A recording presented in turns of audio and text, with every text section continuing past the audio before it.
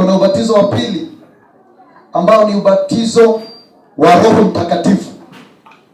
Baada tu umebatizwa na maji, unapaswa kutafuta ubatizo wa Roho Mtakatifu. Bwana Yesu asifiwe.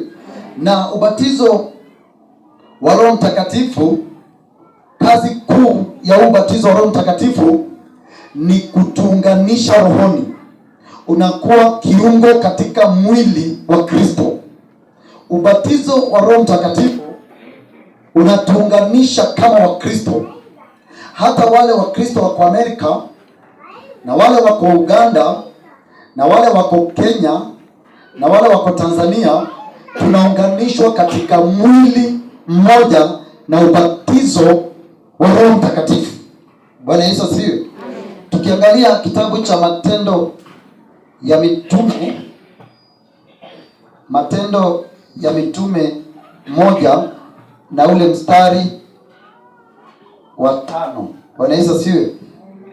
Yesu alikuwa amemwambia wanafunzi mambo kama haya, ya kwamba Yohana alibatiza kwa maji, bali nyinyi mtabatizwa katika Roho Mtakatifu baada ya siku hizi chache. Bwana Yesu asifiwe. Yohana alibatiza kwa maji, na ubatizo wa maji ni ubatizo wa ondoleo la dhambi. Mtu yote amebatizwa na maji, dhambi zake zimefutwa na zimesahaulika. Bwana Yesu asifiwe.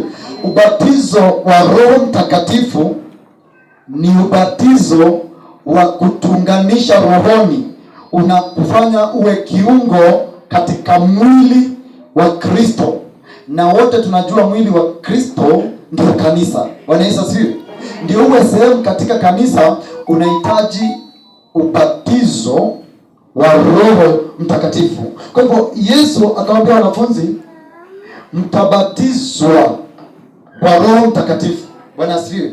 Kwa hivyo kila muumini ambaye ni Mkristo anamfuata Mungu anahitaji abatizwe na Roho Mtakatifu. Bwana asifiwe.